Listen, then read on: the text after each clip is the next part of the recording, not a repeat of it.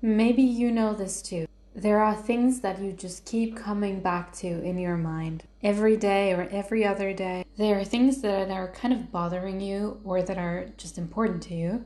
And it keeps popping up again and again and again. And these things seem to pop up just in those moments where you're busy and where you don't have time for them, or you think you don't have time for them. And so you kind of put it back to where it came from, somewhere in the depths of your mind, saying to yourself, oh, okay, I'll just think about this later. And in the past couple weeks, I just realized that this happens to me so often. And they're the things that I really want to do, but during the day it just seems so inconvenient to stop and do them or write them down. So I just push them away.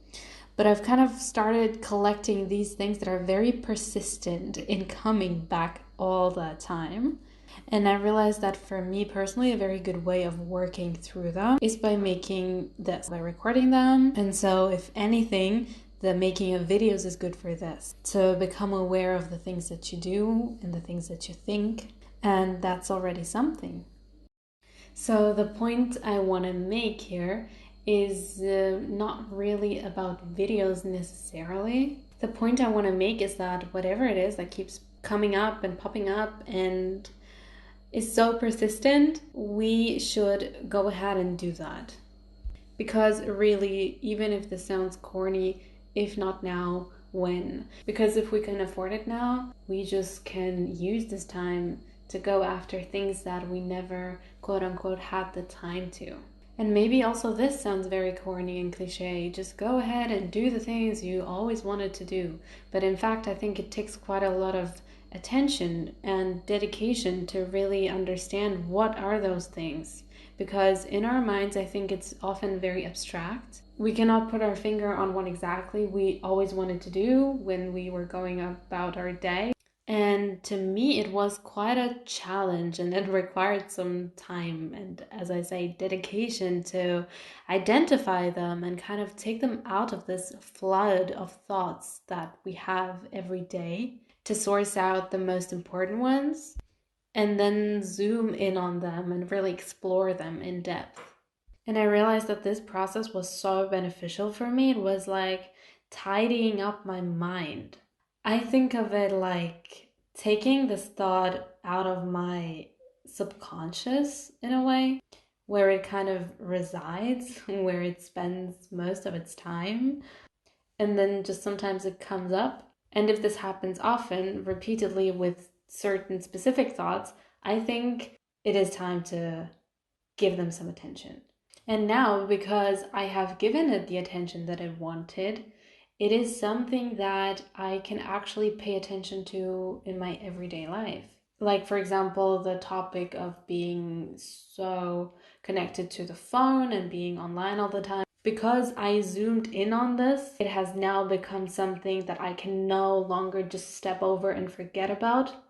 Because now if it comes up, I really know that this is important and I need to focus on this. If before that I was not able to detach from all things digital so easily, now it's not easy, but now I'm so much more conscious of what it actually does to me and how important it is to me to not be online. So before that, I could not really take action. I could just think about it, but now I can, at least better than before. Seeing these positive side effects just made me realize that it makes total sense to just go and do it and explore it and see what's in it for you.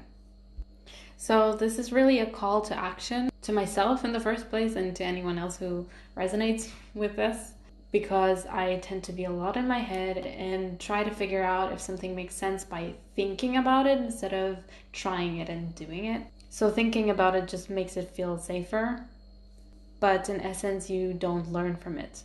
So whatever it is that we have been putting off, I think it's important to go ahead and do it and try and maybe fail and maybe find out that you actually suck at it and you don't like doing it at all. Or maybe you find out that this thing is great and that you have been wanting to do it all along, and maybe trying it will completely de-romanticize the idea of the thing and the thing itself. Or maybe you will find your true life's purpose, or maybe it will be the gray zone in between. Who knows, but you will not find out if you don't do it. And again, this might sound like nothing new, and actually it isn't, but how many things are there that we are putting off every day? How many things are there that we are curious about, that we've been wanting to learn, meaning to read about, find out, talk to with someone, whatever it is? There is so many things that we just don't do. And really, if not now, when is the time for it? And with that, I don't want to say that during this time now we need to be our most productive, impressive selves. I think it's important to not overdo it and to not say, oh, great, now I'm going to do all of the things that I've been putting off in the last 10 years. But I think it is just a really good time, if we can afford it, to pick a thing or two and to dive deep and see what is in it for us. And for me, it is definitely this. For me, it is verbalizing the things I think about and visualizing the things I say and catching moments and getting creative in one way or another. So I think that this is quite a cool thing to decide to do with the time that we have now, and as great as it is going to be when the physical distancing situation will stop and we will be able to go about our lives normally again, we will just be grateful to ourselves, I guess, looking back and saying, oh hey, I did this thing as I did have the time. So this is something for me and for us to consider.